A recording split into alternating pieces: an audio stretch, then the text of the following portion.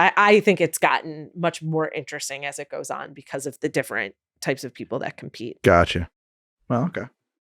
That's our weird foray into how we get into drag Yeah, here. sure. The back to Batman, which is itself a kind I of love drag. that. I mean, that's RuPaul says you're born naked and everything else is drag. So there you go. I mean, Batman and Joker, certainly. You're on Midnight Local, the podcast from How to Drink, where we just talk about things. Movies. Pop culture. Maybe some video games. That too. All the things. The things, the stuff and things. All of the stuff and the things on Midnight Local. Let's get to it. All right. So we are talking about Batman. We're going to talk about 1989 Batman right now. Just by coincidence, I think both of us happen to watch it, so we figured let's do it. Yeah, and The Flash is coming out. I think that's why. It's the return of Keaton, and there's another Batman in there. Oh, Ben Affleck. He's in it too? I think so. It's like a multiverse thing. Yes. The multiverse. Yeah. Yes. That's a movie we're talking to. Superheroes in the multiverse. I mean, we just got talking about Everything Everywhere All at Once, which is a multiverse movie. Sort of, yeah. Yeah.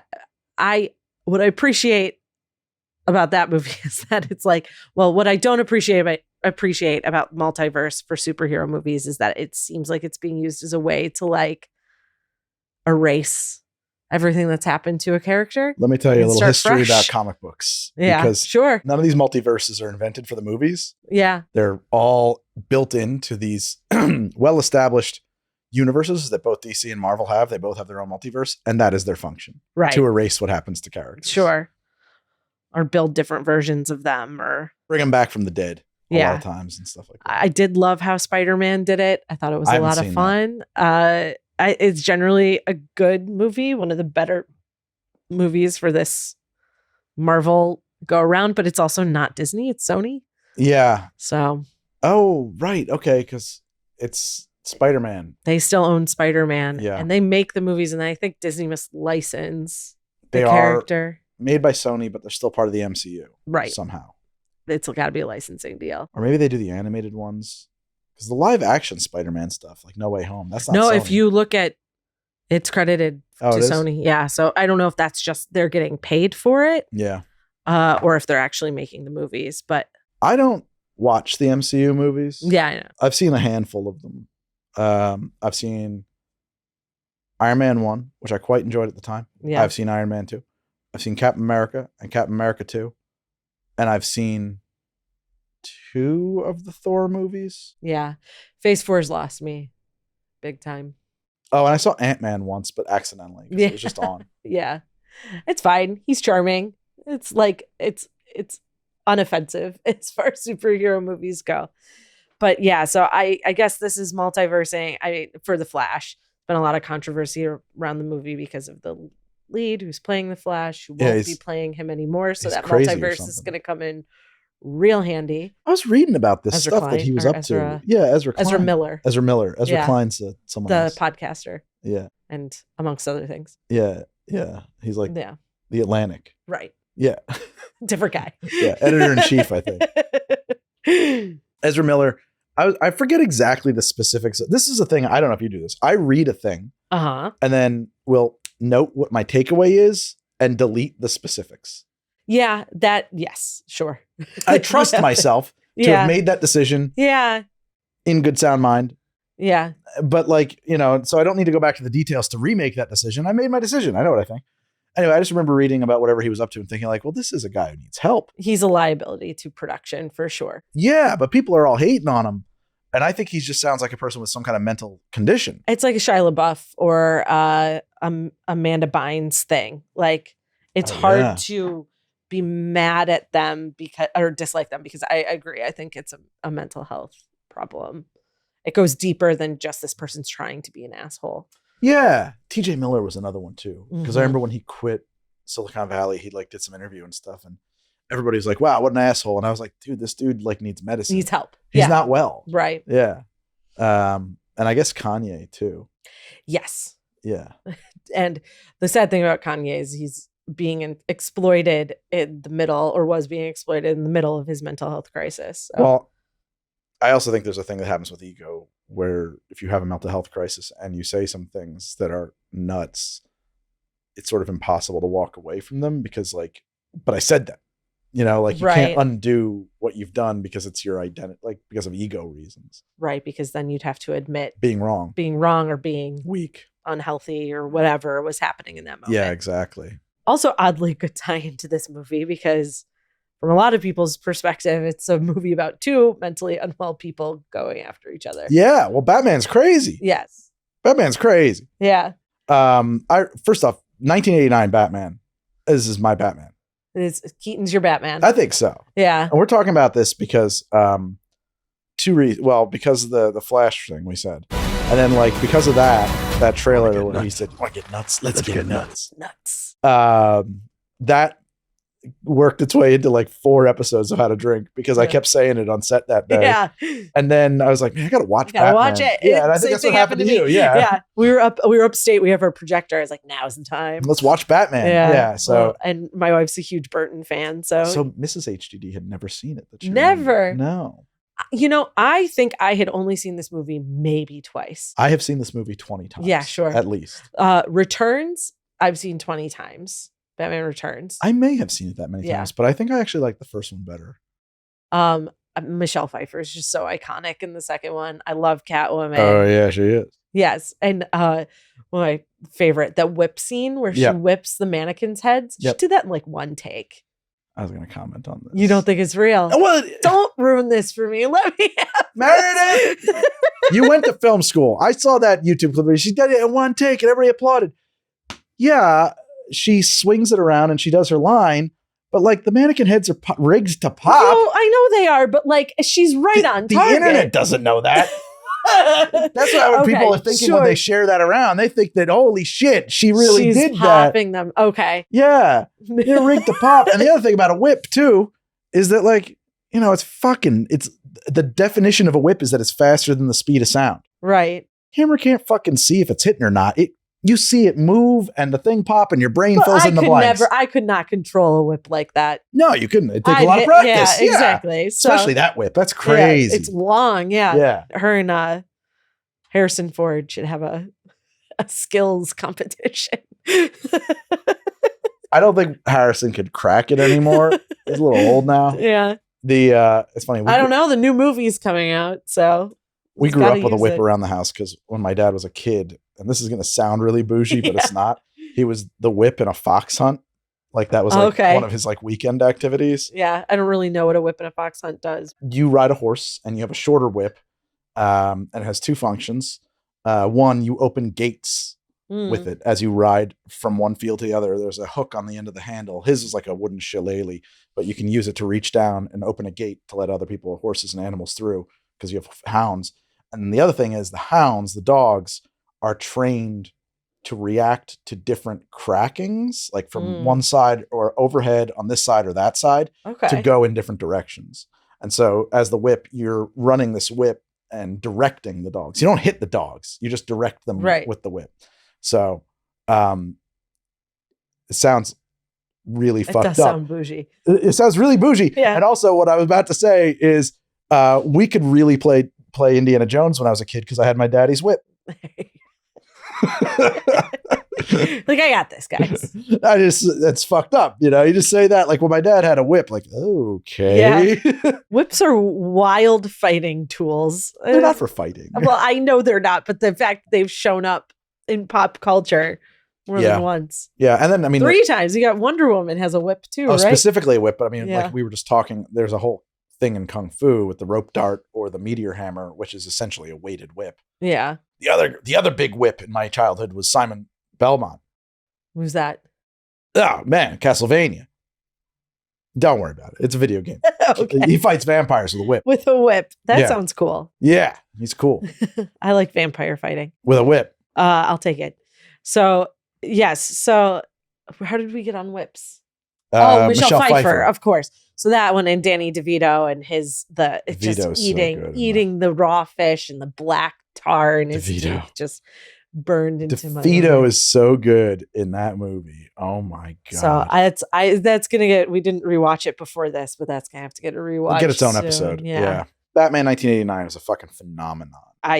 The numbers say it. So yeah, so it was released my birthday, June 23rd, 1989. Not the day I was born, but Sure. Warner Brothers, PG-13, 2 hours, 6 minutes. Budget was $35 million. It grossed domestically 251, worldwide 411 million.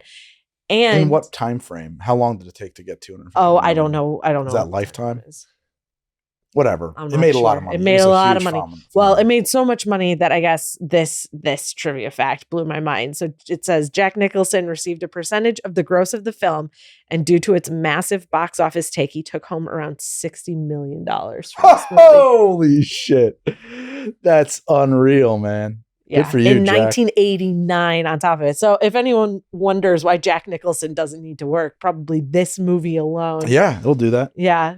I always think about not that this movie's in that category, but Michael Caine. There was some famous interview where they brought up Jaws: The Return, and he's like, I've never seen that movie, so I can't comment on whether or not it's good or not, but I have seen the house it bought. So it's good enough. It was a movie he was in that he's never bothered to watch. Well, Jack Nicholson, I guess, loved his performance so much in this movie. Sometimes he watched it in his house once a week. So. That's weird. Yes, sir, it is. That's something else. I think that also not surprising in a way. Yeah. Well, I think that there's these actors like Johnny Depp who always say like, "Oh, I can't watch myself work." Yeah. And I'm like, half of me wants to call bullshit. The other half of me looks at a lot of Johnny Depp work and says, "It shows." I can tell that you're not actually studying yourself. I used to wonder how you edit yourself and how to drink because I struggle with that. But since doing the podcast, it's broken for me. It's like it doesn't bother me to watch you get it over or it to quick. listen to my voice. Like, not at all. It helps that I'm an egomaniac. Yeah, I think that Jack Nicholson is some sort of narcissist. I try not to look too much into him because I worry that I would find things I really don't. Trying to look too much into anybody. Yeah.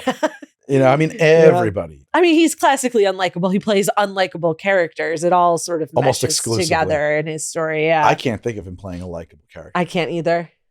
The three that are coming to mind is, the one with Helen Hunt. Is that about Schmidt? No. As Good as It Gets. As Good as It Gets.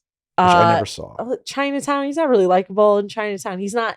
Jay Geddes. Yeah, he's not purposefully unlikable. He's One a Flew pretty Over the standard Cuckoo's noir. Nest. Not a likable guy. No, he's not. Yeah. He's like a kid raper. Yeah, he never plays likable characters. Yeah. And then Joker. But I bet. so Keaton's your Batman. Yeah. Who's your Joker? This is a great question. First off, to satisfy the internet out there, the correct answer to both of these questions is Mark Hamill and Kevin Conroy. But we're going to exclude the animated series in this conversation for now. But yeah, obviously Kevin Conroy is the Batman and the Joker is Mark Hamill. It's crazy how much he embodies that character. But we're talking about the movies. I think that they're equal. You're talking about Heath Ledger and Jack Nicholson. They're very different Jokers. I like them both, but I'll tell you what, I'm going to rewatch 1989 Batman before I'm going to rewatch the more recent ones. I went into this rewatching thinking not going to beat Heath Ledger. Jack Nicholson is just a cartoon. I remember it from childhood, He's scary. No, he's fucking terrifying. Yeah. I agree with you. They're different moods to me, not different, one's not better than the other. Yeah. They're definitely different moods, but man, he's great. Jack Nicholson is fantastic as Joker. If you want to get into it a little bit, I think one of the big differences between the Nicholson Joker and the Heath Ledger Joker is that the Nicholson Joker is actually still a human being in that he wants what humans want. He wants to fuck. He wants money. Yeah. He wants status. He wants comfort. Yeah. He is a gangster. You know what I'm saying? Like and I mean that first one importantly because he exudes a menacing sexual presence, specifically everywhere he goes. Yes. Whereas the Heath Ledger Joker is kind of a force of nature. He is removed from all human concerns. Yes. He is the devil. Yes. You know? Yeah, exactly. And that's in a lot of ways, much less threatening in a way. Yes, he is chaos, whereas Jack Nicholson uses chaos.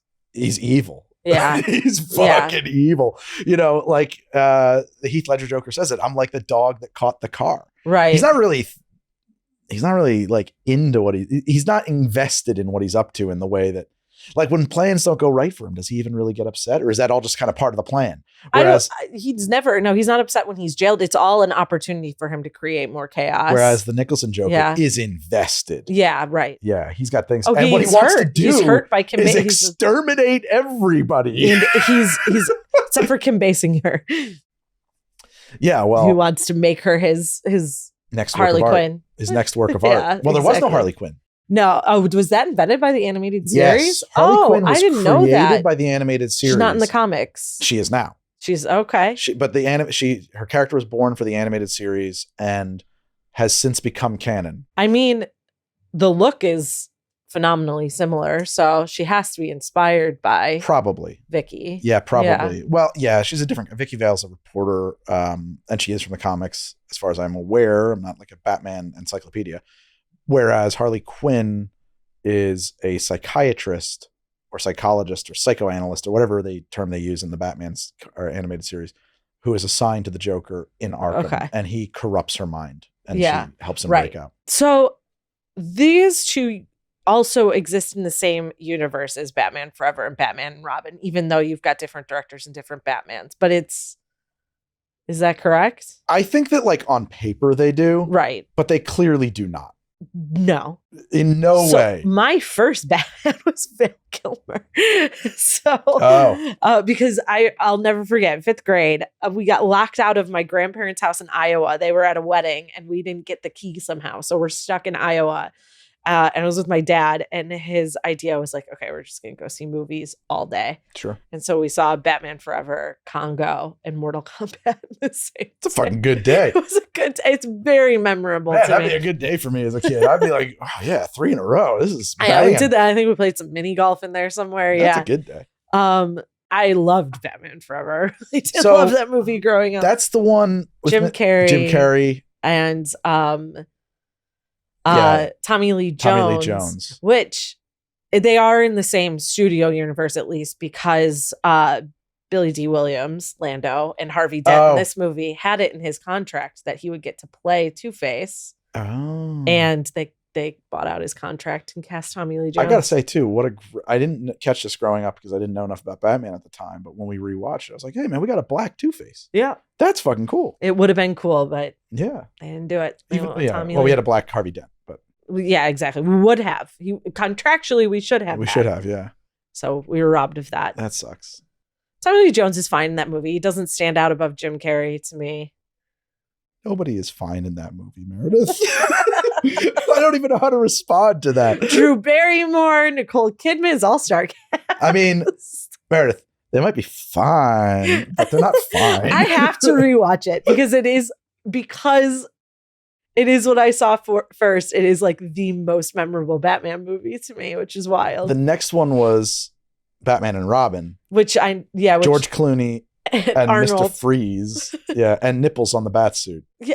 Oh, yeah. That's right. Everybody's upset about the batsuit nipples. Yeah, that's one of the worst. And then who plays Poison Ivy's in that one? Is it Halle Berry? No, she's in the Catwoman spinoff. Right. It is. I'm gonna look it up so we're not leaving people hanging. Uma Thurman. Oh yes. And again, nothing about that movie is fine, but Uma Thurman is fine. I love Uma Thurman. Yeah. She was like famously just harassed, unfortunately, by our old director of the department of SVA because he was obsessed with getting her to come to school and talk, and she just rejected him constantly. Oh, I'm sorry, Uma. I wouldn't have done that to you. Only SVA had the foresight to put me in charge of the department when I was yet a student. You want to walk through the plot a little bit? Batman, man. First off, no origin story. You do, actually. You get it as a flashback. But the movie opens on Batman. It opens on what you think is going to be his origin story. Brilliant. Yeah, it's great. But, I'm watching it. I'm like, I hadn't seen it in years. And I'm like watching this movie and I was like, that's weird because like remember that. they made him they made Mr. Wayne really middle class Oh yeah, he's scared too, which is something you never when see. he's leaving the thing, and then you find out it's not them. Right. It's like, oh. Yeah. So I was like, why is he walking down some alleyway to the car Same. and arguing with his wife? And why is he scared? Like in every other telling of it, it's like his town. He's not really scared of anything. Yeah. I don't know who's the writer? You've got Bob Kane, Sam Hamm, and Warren Scarring. Did Bob Kane literally write the movie, or is he credited for story and characters? Because Bob Kane. No, he was the first listed on IMDb. Bob Kane writes the comic. Oh, really? Yeah, I think if I'm not mistaken, Bob Kane is like the main Batman voice, which makes. Oh, that's cool. I didn't know that if that's the case. Nah, he's credited for characters. Okay. Story Hamm. is Sam Hamm. And screenplay, yeah. So he's a horror guy. Yeah, that makes a lot of sense. Mantis. Oh my God. Oh, wow, he didn't do much. He did Batman. All the Batmans. Batman Returns, the video game. He gets credit for the animated series. Man, he wrote Monkey Bone. Okay, well, he didn't do too much as a writer. But he did this. Well, he's great. So, I mean, inspired choice, I think, to set up that like false start, because so one of the things to keep in mind about this movie when we talk about it, right, is that there were no comic book movies, really. Certainly not of note. And there was definitely no dark comic book movies. Right. The last time anybody had seen Batman on screen, it was the 1960s Adam West stuff. And which is goofy. Yeah. And you know what's funny is that, if I'm not mistaken, Tim Burton has been on the record saying, I don't read comic books. I hate comic books. And my reference was that show. Him and Keaton both didn't have really a reference for Batman at that point. Good. Like they hadn't read the comic books. Yeah. That's fine. It is, what was I going to say? Oh, the Adam West. I was recently watching a bomb sequence. I hate it. It's from brutal. Batman the movie. Yeah. Or not the movie. No, from the TV show. Yeah. But it was the TV show some of it up made for you a guys movie. To see. If you go over to our YouTube page, you sometimes get clips over there. We'll try and get this one in there. That was, so the TV show crew and cast made a Batman movie in the 60s. So it was like a 2-hour. Oh, Batman. It was the movie. Yeah. Okay. With the bomb. Oh my gosh. It's like a 5-minute sequence. It's so long. It's supposed to be stupid. That show is ridiculous. It was stupid for the first minute and a half. And then it just got oh my God. It's so long. Oh my God. I can't get rid of this bomb. Yeah. And then you know who reproduced that scene? Who? Who did the new Batman movies? Nolan. Christopher Nolan. Oh, did he? Exact same thing. It's that long? When he's trying to get rid of the nuclear bomb, yeah, and he can't get rid of it. He can't get rid of the bomb. Yeah. And he has to fly off into the middle of the ocean or whatever.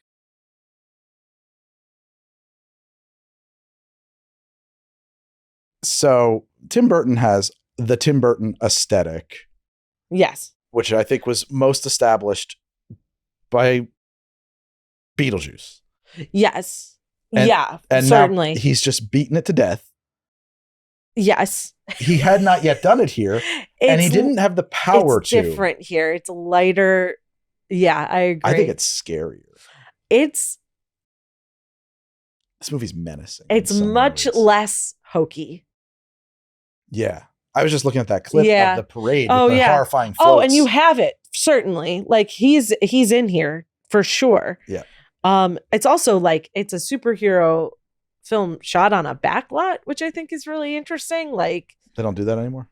Not in the way that this feels like Back to the Future. You're on the backlot.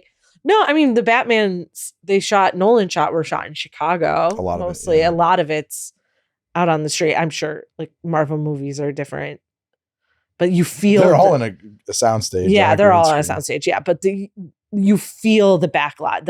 It feels so much more practical, but it also feels like a stage in a little bit. Ways. Yeah, absolutely. Yeah. I can see what you mean by the stage thing. Yeah, for sure. The sets are just very. It also feels like it takes place in the 1950s, and is it supposed to? It's a timeless time. Right, so sure. Actually, that's a really cool thing to talk about. They coined this phrase when they did the animated series, which was apparently in development alongside this movie, but also clearly has the exact same visual influences. Yeah. Like the animated series and the 1989 Batman movie, they must have been comparing notes or something, but they call it Dark Deco. Okay. And it takes like the 1920s, 30s Art Deco aesthetic, but makes it evil. Sure. And the setting is sort of timeless. So it is in many ways the 50s. It's also in many ways the 80s and the 70s. Right. Like the cars, a lot of them are big, blocky 70s cars. Yeah. We've got Prince and like rap music going on. Yeah, right.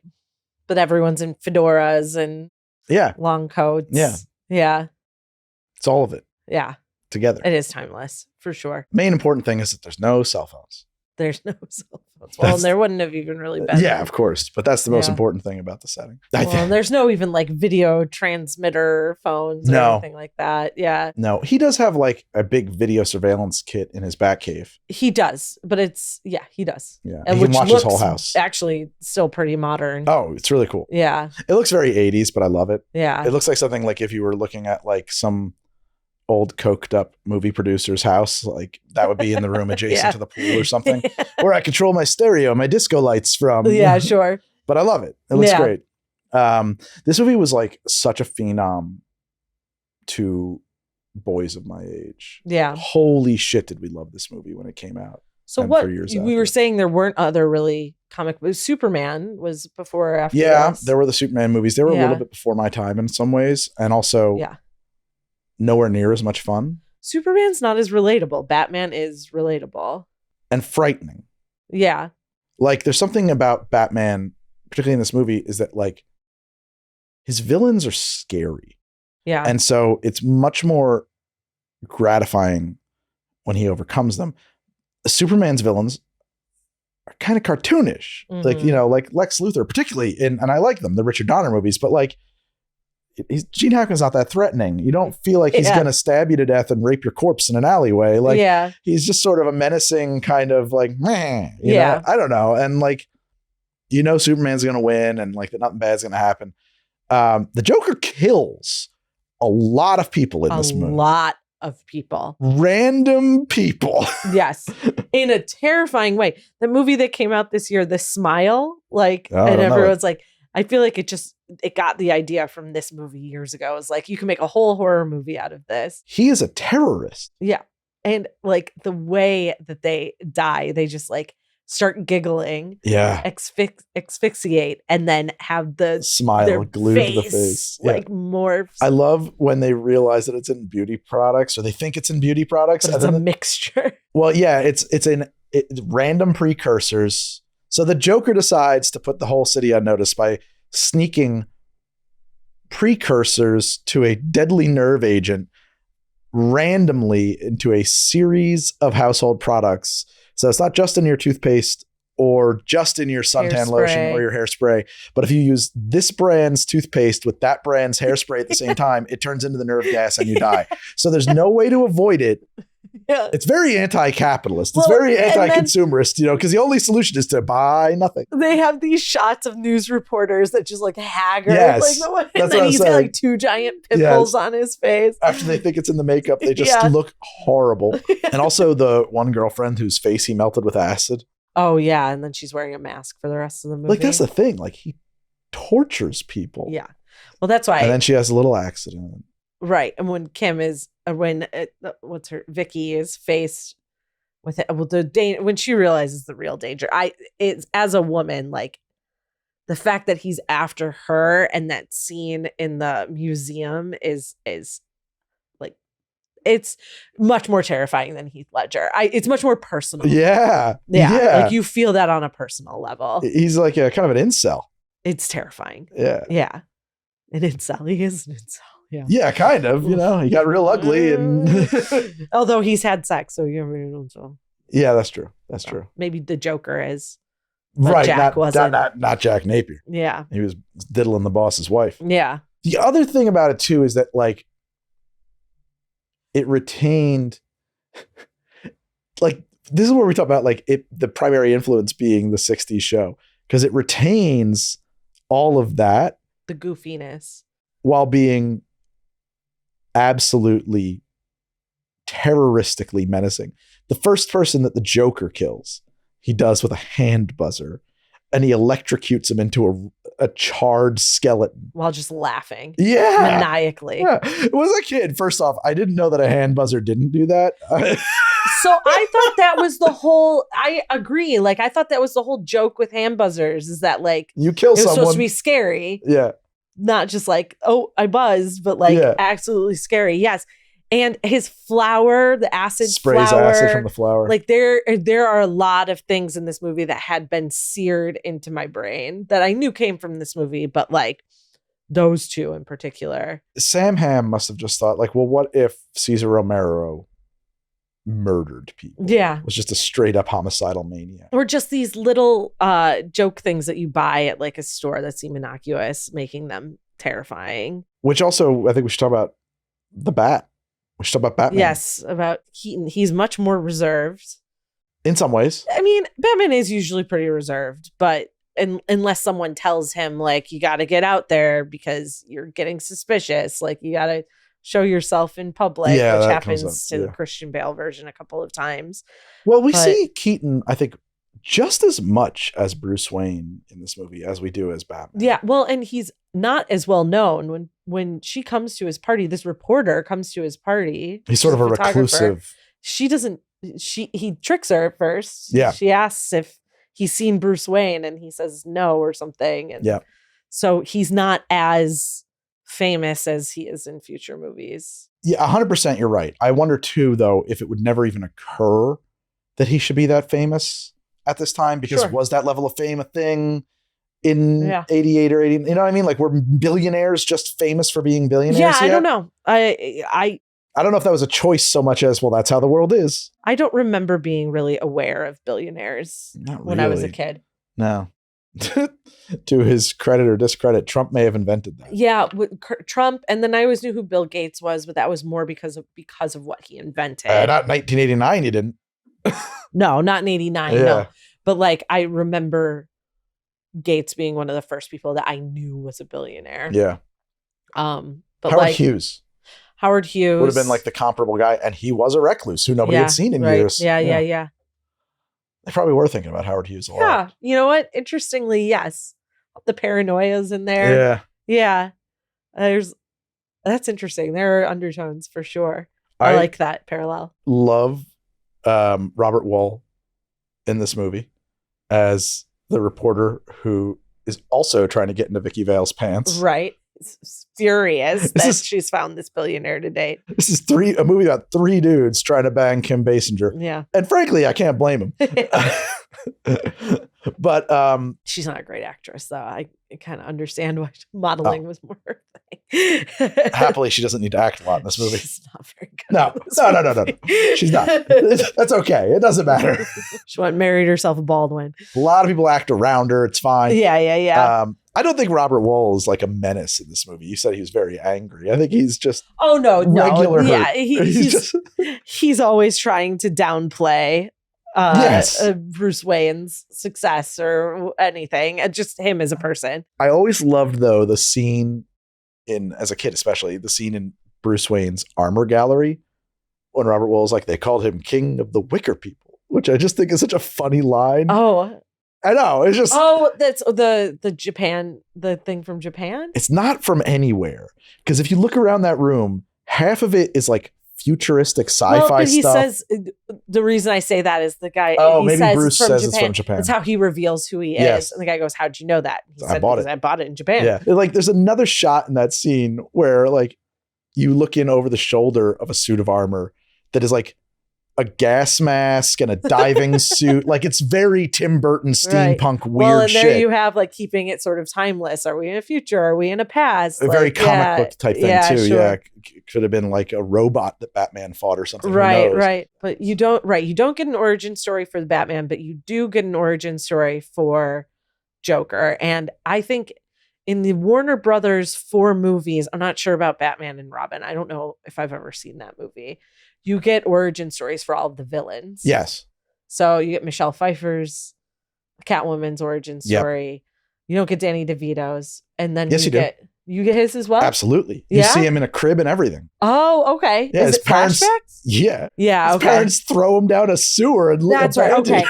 You get flashbacks of it, but it's not like her part of the movie is her Yeah. origin story. Okay. And then you get Riddler's, and then you hear a mention, like Tommy Lee Jones explains how he became Two-Face, but you don't really see it. Oh, you don't see it. He Okay. explains a courtroom. Maybe there is a scene. I don't think so. You do kind of get Batman's origin story. You get a flashback. So you do get a flashback of his as well, but you're not the movie's more built around Joker's origin You story. don't really need it though, because You like I mean, even people who don't read comic books know, even in '89, they know where Batman comes from. Sure. Parents were shot. Parents were killed. Yeah. He's rich. Now he's Batman. Yeah. And he doesn't use guns except for on his car, Yeah. which is a bit of a conundrum in this movie. They did put machine guns on his car. Well, in this movie, he doesn't fly either. He's always got a line. When does he fly? He jumps down from things. Oh, I feel like he never flies, but he glides in a lot of other. I know in movies. The Batman, the recent Yeah. one with Robert Pattinson, he tries to, and it fails pretty badly. I mean, I guess it's base jumping, but Christian Bale does some seriously unrealistic base jumping. Okay. He does like a wingsuit thing. Yeah, and he flies down through the middle of an apartment building or something once as well. Okay. Well, he drops on his cape. Yeah, His cape has that like electrostatic. He firming Keaton thing. always has a wire. Yeah, batarang or Hmm. bat hook. I forget. Batling hook, maybe they called it. Yeah. It is in the age where everything had to have bat in it. There's the batarang, Oh yeah. the batling hook, the Batmobile, the bat plane. Yeah. Right. I was surprised to see the plane in this one. It's cool looking. It's very cool looking. It's very Yeah. cool looking. It's a super cool model. And then it's very specifically equipped to catch balloons. Has those clippers. Yeah, he put those on there. He knew that was necessary. Yeah, he's like, this makes sense. I will say that there are things like that on helicopters. Okay. For cutting power lines. Okay. That's Almost, essentially yeah. what he does with it. Yeah, Yeah. particularly in a lot of cases. Like not every helicopter will have it equipped, but like it's on a lot of helicopters. Yeah. So that if they have so they can cut the power lines if they Sure. need to. I don't know why, but Good yeah. to know.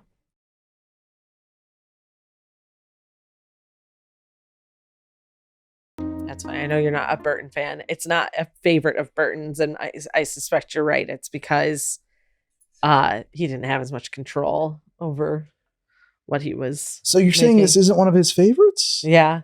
I find that interesting because I have seen an interview with him where he talked about these movies and he had said, well, I'd done Batman and I'd done Batman Returns and I just assumed I would be the Batman guy. And I went to make the third one and they said, no, sorry, son, we're going in another direction. Interesting. And he didn't get to do it. He thought he was going to do more of them. I mean, I'm sure the money was great. I don't think it was bad. Yeah, And then they went to so- Joel Schumacher, who really seemed to get it. Really got the property. Old Joel. I really need to watch Batman Forever because Ooh, boy. I understand what you're saying, but all I've got is these cozy memories of it in my little kid brain. But that's actually probably a really bad sign because I wasn't afraid. I wasn't anything as a kid. It was just fun. It was silly to me. Yeah. And I loved it because it was silly. Well, it is silly. Yeah. He really leaned into the silliness of it. I think that the first two movies do an amazing job of treading this tightrope. And then, I do have such a nostalgia for it. We were talking about this on the last podcast about how all of your friends eventually made it to New York. I grew up in the shadow of New York and we could see it from my grandmother's house. And my grandmother loved going to the city. Yeah. And it was like the 80s. We were going it was a peak of crime, 89, 80, Sure. 90, 91. And the city was filthy. And I just have, for me, I have just the most happy, sunny, youthful, nostalgic memories of trudging through gross, muddy New York City snow that's filled with heroin needles and shit. And and I watch those movies and I'm like, Yeah. It feels Real. Yeah, it tickles. I don't know. Yeah. It pulls at my nostalgia strings. Yeah. Not just because I love the movies, but because it feels like what I thought of New York, which was a good place. I liked New York. You know? We would go in. But it was you had to know your way around. I'm sure it made you feel adult in some ways. Oh, yeah. My grandmother was a bit of an anti-Mame figure, and so I'd spend like a weekend with her, and she'd be a little bit like, "What are we going to do this weekend?" I'd be like, "Let's go out for Chinese." I'd be like 8-year-old. She'd be like, "Great, we're going to Wo Hop in the city," and off we are. That's fantastic. Yeah, it was. Yeah, my family was quite scared of downtown Chicago. I didn't really get there much until I was in high school. Famously fended off a mugging, and there were witnesses by bataranging a hubcap at the guy's face. So she was a tough broad. Yeah. Did she ever live in the city? No. I don't think she ever lived in New York. She just frequently went. She worked a lot in the city. Okay. So she was involved in like Fashion Week and like somehow involved in the creation of it, supposedly. Oh, wow. Okay. Yeah. And she owned, not just working it. Wow. No, and like she owned like 6 Merle Norman stores, which I don't think there were all that many to begin with. Wow. And was on like, I think possibly even the board at one point. And so she was pretty involved in all of that fashion and that world of fashion and cosmetics and theater people. And she was always having out, fascinating people, costume designers and also gurus and ESP types and having weird parties apparently where she did the New York. She lived up in New York. Like she lived up the New York area. Yeah. And I mean, and like she had like a big old house, like a Batman house. She had a big Victorian Batman house on the bay looking at New York, and felt a little bit like being, I guess, in the Palisades of Gotham City. I never thought about that. With a very, very creepy haunted basement. Yeah. Well, this is way off topic, but like this house was built in like the 1890s. So the basement is a brick gallery. So artwork sitting on top of wooden poles. You've talked about the artwork before. Yeah. And you go down there, there's like an ancient boiler from the 1800s that nobody's using anymore. It's like huge coal-fired furnace. And also like the leftover stock from her stores, which was about 300 very human-looking fiberglass mannequins. All arranged as all nightmares. Horror movies have mannequins, either in the attic or the basement. Yeah, absolutely. All kinds of mannequins down there and wigs, piles of wigs on the mannequins because she made a lot of money selling wigs. Okay. Wigs was big business. She was into the wig works. Yeah. Man, I wonder if like, New York fashion wig works. I wonder if they're like old queens who would know my grandmother as like a wig supplier for the drag world at one time. They might. The drag world, did they have money for wig suppliers? I'm not sure. I don't know. Yeah, that's a good point. Well, now I know wigs that's a really good point. I didn't think about that. But I know it's wigs are such an important part of all of that. And wigging and wiggery and wiggery. Think of like I'm thinking of Paris is Burning and the balls that were happening back then. They kind of just went to thrift stores and threw stuff together. That's probably true. I loved them. Oh, it's so good. We could talk about that. I thought it was interesting. Brilliant. Just as a side, I did not know. Like, I feel like now one type of drag has survived, but like when you watch that, it's just like, all the categories that they were competing in is like straight passing male, straight passing female. Like, so balls and drag are different. Okay. Slightly different origins. Okay. And so they would be different. They definitely are intertwining worlds, but not the same basis. Does that still go on though? Like they have come back. There's been a resurgence for balls, but where you get like voguing and things from. Like the worlds influence each other. But yeah, that was much more specific to the group of people that were performing it, the reasons that they were performing it.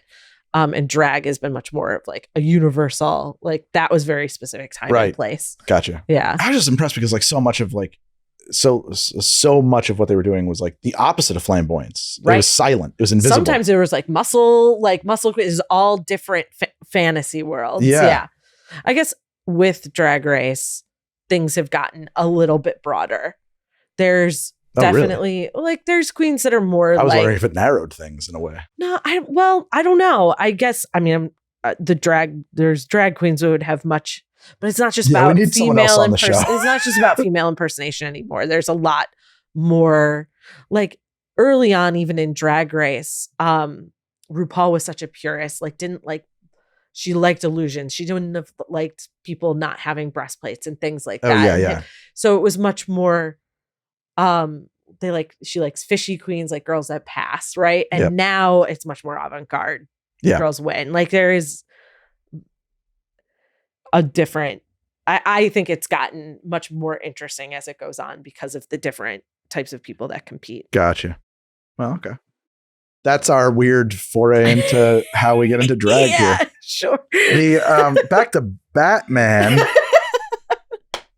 which is itself a kind of drag. That. I mean, that's RuPaul says you're born naked and everything else is drag. So there you go. I mean, Batman and Joker, certainly. Well, that's true. Well, then there's this thing from the comic book where you have to ask yourself, who is the drag? Because is Batman Bruce Wayne pretending to be Batman, or is Batman pretending to be Bruce Wayne? Yeah. I forget who it was too. I think it was actually Kevin Smith was talking about, it might not have been, talking about Superman and how, it might be from a Kevin Smith movie, how Superman isn't Clark Kent. Superman is an alien, and Clark Kent is his idea of what a human should be. Right. That's true. But it's also not, because Superman is raised as Clark Kent on Earth as a human, right? But he knows he's not. Yeah, I guess that's true. But he doesn't know what his culture is. So yeah, he understands probably what a human is more than he understands what. But Batman, is Batman a man or a bat? Anyway, we'll leave that for the audience. Yeah, I digress. Leave your thoughts in the comments. I do think, though, that, you know what's interesting? I'm just realizing this now. 89 Batman opens, Batman exists, is mysterious. A lot of people don't believe he exists. Right. And he shows up and fights these dudes and tells that one guy, I want to make sure you go tell all your friends about me. He's being cited, and there's a whole debate over whether or not these guys are just drugged out, like crazies who are seeing things.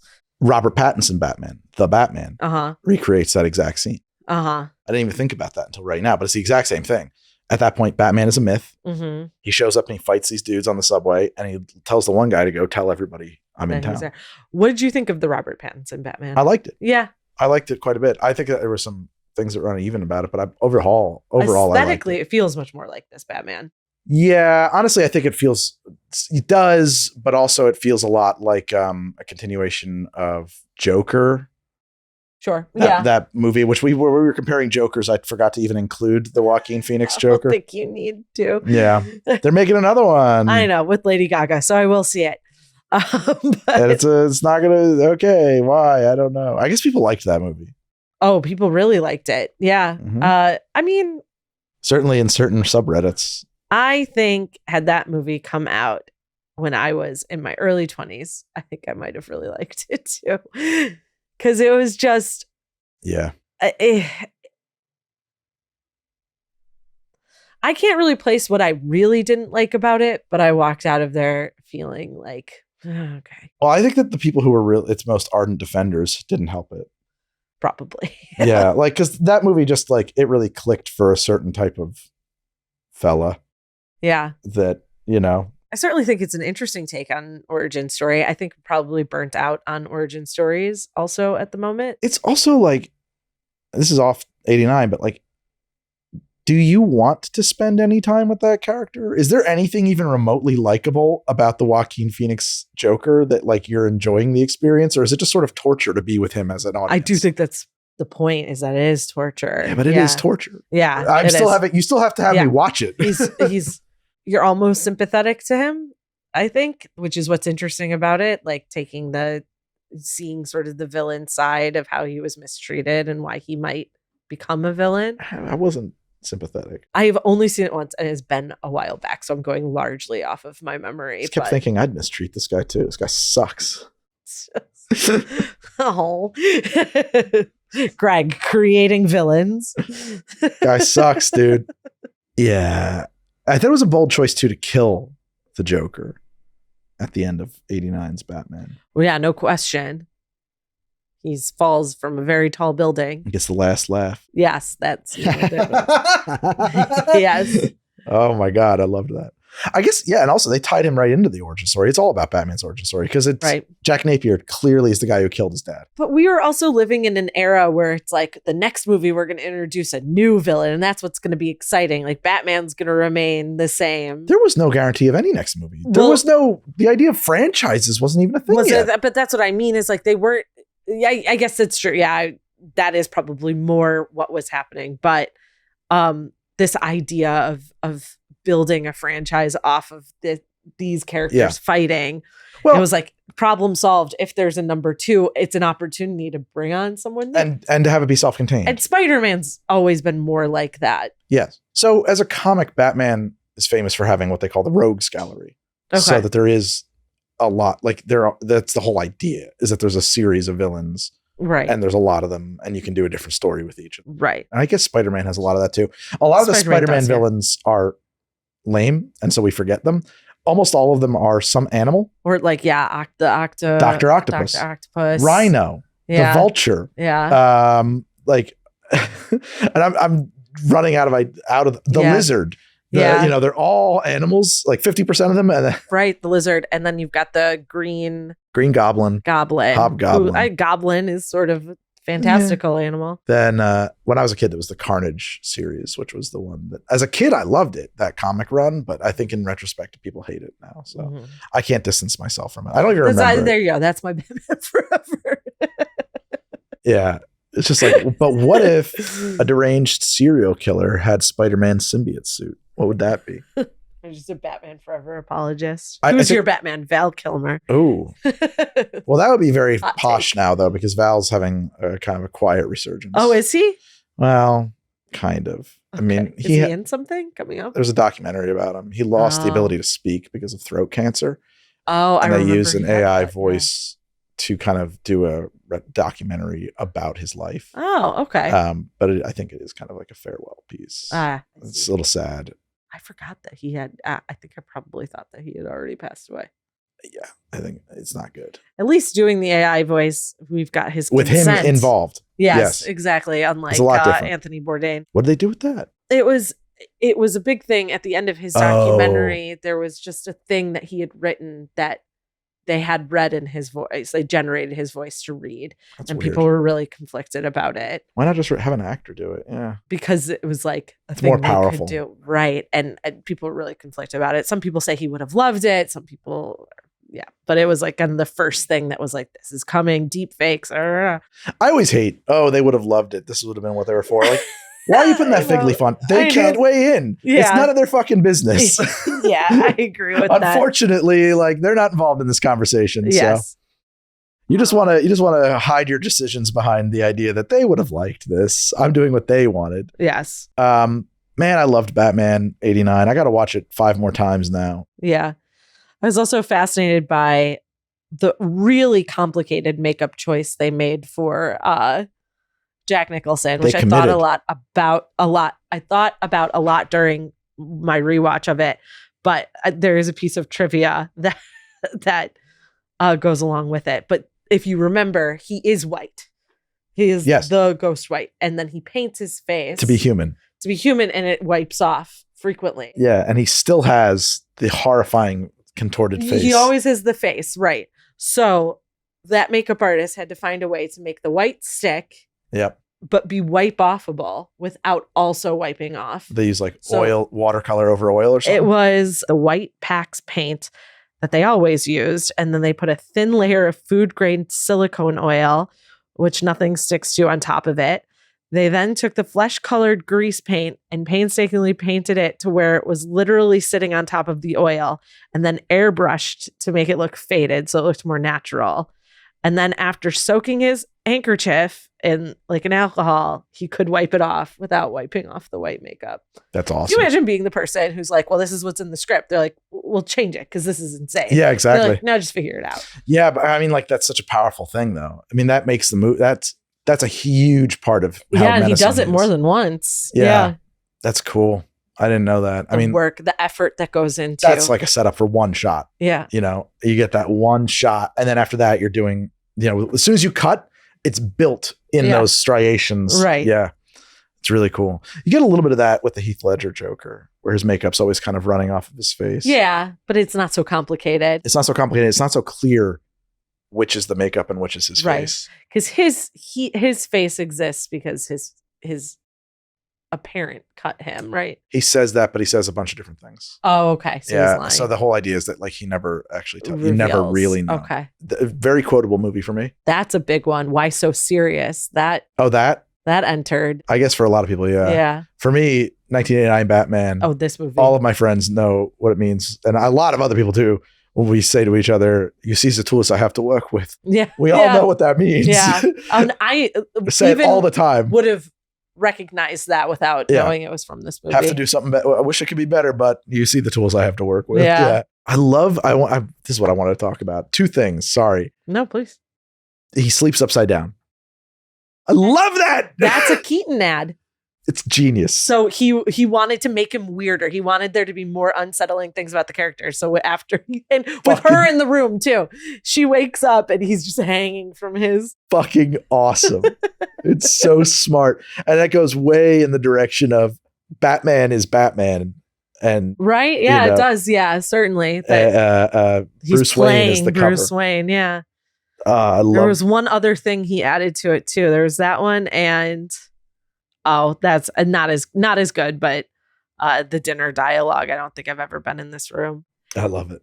And I am Batman, I guess, was supposed to be like, I am the knight. And he said he changed that, which is a huge change. Yeah. I mean, that became like almost a catchphrase for the character. I'm Batman. Yeah. Well, and lowering the voice. Just a little. Keaton felt like everyone's going to know who this guy is. It's too obvious. Yeah. I'm uncomfortable. Like pretending that people would ever not peg Bruce Wayne as Batman. And so lowering the voice helped him. He went way whisperier. Yeah. Whereas Bale went to that weird growl that everybody, even people who like the movie are like, I don't know about that. It's a little too much. What's going on there? Right. Well, Keaton also couldn't hear himself. So he's probably whispering because he's not sure he sounds normal. I love, what do you weigh? First off, she gives an insane number, like 96 pounds. 108. Because I was watching this in a room with 3 women, and we were all like, "What?" Yeah, she's like 6'1", right? And then afterwards, he's like, "You lied." Yeah, I love that. 108. Oh. Well, I think that what he was like, he goes halfway and then lets her go the rest of the way. I think he was doing the math about whether or not we can both go up or just you. Of course that's what he's doing, but it's just it's like it was less the character, more the writer. You're like, who? No, absolutely not. I don't think they what do you weigh? I don't think they thought about it that much. No, clearly, exactly. I don't think it was malicious. No, I don't think so either. It was an oversight. That's exactly the point, though. The that, and then the thing we didn't even get into. You want to get nuts? Let's get nuts. Let's get nuts. Yeah. So that happens in Vicky Vale's apartment, which is an apartment I would kill alone. Oh my gosh. It's gorgeous. Yeah. Beautiful. Gorgeous. It's amazing. A newspaper photographer. Good. Yeah. Nice apartment. Yeah. Well, I think she's like she's more like a freelance investigative journalist or like photojournalist.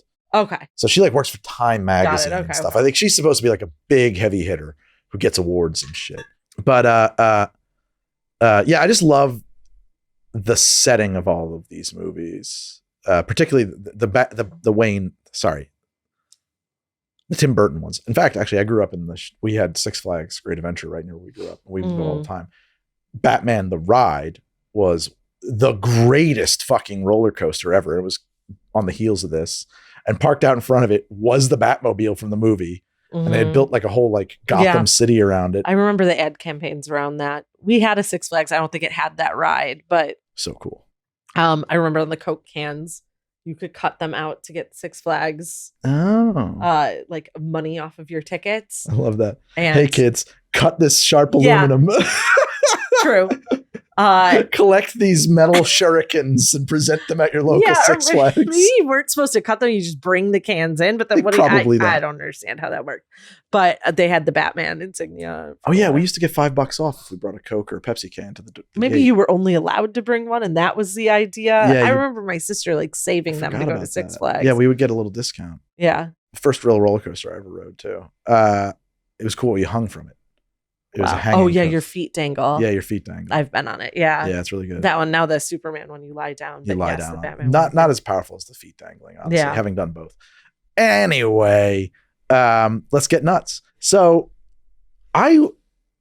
I commented on Twitter about this like movie and that line, or maybe it was it was because I'd said it in an episode and somebody commented. But you realize in the context of this movie that that's not Batman. That is Batman pretending to be a hapless, dumb Bruce Wayne. And that's how he thinks. You know, he's presenting, he's dragging, it's drag. He's presenting what a regular guy would say. Yeah. You know, I don't think so. Okay. I don't think so. I don't think there's that much artifice in that moment. I think the Joker is in his girlfriend's apartment and he's going to fight him and he loses because he doesn't have his bat toys. But I don't know. Yeah, I didn't get the feeling that he was being hapless. I thought he was descending into, I'm crazy. I want to kill you. Yeah. Yeah. Well, he knows he's going to get shot. He puts the plate on. Yes, like, that's he right. knows. He that's knows right. That's right. That his plan isn't to win a fight. His plan is to get out. Yeah. Get shot, play dead, get Create out. a distraction for her, primarily, I thought, right? He shoots him. Why would he leave the apartment then? I have to rewatch it. Or does he take her? Maybe he does. He must, because then Batman goes after her. Yeah. Yes. Maybe that's what it was. It was so that Bruce Wayne would survive the encounter so he could come back. So he could come back as Batman and actually fight him. Yeah, that's right. And obviously it's what Batman says, not Bruce Wayne, because he now says it in the movie. Now, does he say it in Returns? I think I asked that. He says it in the Ezra Miller. No, I know he does in the trailer. I don't think it comes up. It's funny too to me that like that became the thing from the trailer. Yeah. Because it's like, I don't recall that being like a quotable moment of the movie, but now it is. Sure. I'm into it. That's my moment. I'm all about, you want to get nuts? Let's get nuts. Let's get nuts. And then the Joker nerve gases the city. Right. I love. With balloons. Yeah. As he's throwing them money. Just there is piles of cash. He says something crazy number, like $22 million in cash he's going to throw out. This city needs an enema. And so they all come to get the money. They're thrilled. They love him. They're about to elect him their new mayor. Not really, but like. Yeah. And then he starts gassing all of them. There is something very... it's very zombie-like. They're like jumping on cars and it's real freaky. I never caught it before just now, but like the Joker is a very anti-consumerist force in this movie. Yeah. It's all consumer products that he's poisoning. And particularly like vanity products. Certainly. And then, hey, come get your money. I'm going to gas you to death. The news. He attacks. Yeah. I wonder if the reason that they get worse, the movies get worse, is that the studio realized they were so big and decided they need to be family films so that people could go and take their kids there. Because that's what Forever and I think that's what happens. Batman and Robin feels like. I think and then it dies, and then the franchise dies. Yeah. I think that happens with a lot of stuff too. I think that, to get off topic here, but this is my own theory. If you watch the Star Wars movies, there are 2 Star Wars movies, and then there are 7. I recently, while we were packing, I watched the original 3 because it's been a while since I watched them. Yeah. Yeah. So New Hope, which was originally just called Star Wars, and Empire Strikes Back happened in, I think, a shared cinematic universe, which is a dark-ish, dangerous universe. Yeah. Where you can go into a bar and cut a dude's arm off and just throw a little extra cash on the table and it's fine. Well, and where someone can choke you from across the room and it's it's like a Western. Yeah. You know, people get shot all the time and it's not a big deal. And the battles are very violent. The effects are not up to snuff, especially in New Hope. They're kind of corny looking. Yeah. But like, a lot of people get shot to death. You're one of your core characters that gets killed in the first half of the movie. And I think that what I think I've heard George Lucas say, and first off, he had a political message. You know, the Empire is America and the rebels are Vietnam, and that is actually like, I think he's on the record as saying a lot. But secondly, I think that he was making a movie that he wanted to see when he was 12 years old. He was a young man. He was like in his 20s when he made the first one, you know, so he was still connected to that place. I don't know if he had kids yet or not, but I'm pretty sure that by the third one he did. And I think what happens is there's a shift there between making the movie you wanted to see when you were a kid and the movie you want your kids to see. And I think that redefined the entire tone of the genre from there. Those first 2 movies aren't really kids movies. Yeah. And then they start to become kids movies. Yeah, And actually, the first one is pretty like for a kid. I remember the first time we were all excited to show it to my nephew. He was bored. and you realize it's dark. Yeah, It's a but scary movie. Oh, he was bored. but he was bored because Yeah. it's right. Like the adventure and stuff is there, but it's not. There's not kid stuff. There's no Ewoks. There's nothing that he's like, this is fun. Exactly. Yeah, Yeah. It's adult. It's pretty adult. Yeah. I mean, dude, aunt and uncle. Oh yeah, You just see their charred corpses. Yeah. Like, Yeah. there's some real shit in that movie. Yeah. By the third movie, and you think what? Because the third movie just takes its foot off the gas a little bit. A lot. I mean, I'm not the first person to point this out, but no, like, I know you're not. the last time we should do Star Wars, obviously, Yeah. big time. But like, just to put a button on this, the last time Vader and Luke see each other in Empire Strikes Back, Vader cuts off Luke's hand and tells him, I'm your father, rule the galaxy with me. Luke says never, and then Vader's like, well, then die. And he throws himself off a cliff and just like, fuck off. You know, he doesn't even have any response. Whatever. Exactly. The next time they see each other, Luke is telling Vader, I know there's still good in you. Right. I know there's still good in you. Yeah. No, it's too late for me. Like, they're having this like heart-to-heart moment and stuff like that. Like, the last time I saw you, you chopped off my arm and tried to murder me, man. I know there's still good in you. Like, is a big, huge tonal shift. They do go dark. Like with Anakin killing the younglings, like that's pretty brutal. Yep, I agree. But yeah, I haven't watched the first three in a long time. Maybe I'll go back and do that soon. You're gonna have to see a lot of Jar Jar Binks. I know the first one I've seen probably the most, honestly. The first of those, Phantom Menace, yeah. And then the second and third in that series I haven't seen very many times. But Jar Jar Binks doesn't bother me as much as others. He can roll off my back. Sure. Yeah. Isn't there some fan theory that he's actually evil? Like it's him plotting behind the scenes? There's a theory that he's a very powerful Force user. Okay. And that's why he's like so lucky. All right. Yeah. Let's circle back and then wrap it up. So Batman, thumbs up. Really good. It's really glad I revisited it. I'm glad you did too. It was such a, like, I remember Batman, McDonald's and Burger King commercials, and it was on TV all the time. And then we got the cartoon show, the animated series, which was phenomenal and felt like we all assumed it was an extension of, but I don't think it was. I think that they were developed alongside each other. Yeah. And coincidentally looked the same. And we talked about the animated series. It is, they credit people in this series because it is purposefully sort of taken from it. Yeah. Okay. From at least the first two movies. Yeah. It should be. I mean, I read somewhere that it wasn't, but that's good. That makes a lot more sense. The Dark Deco look, by the way, the animated series, everybody will tell you this, that the backgrounds were drawn on black paper instead of white, which is part of how the Dark Deco look is achieved.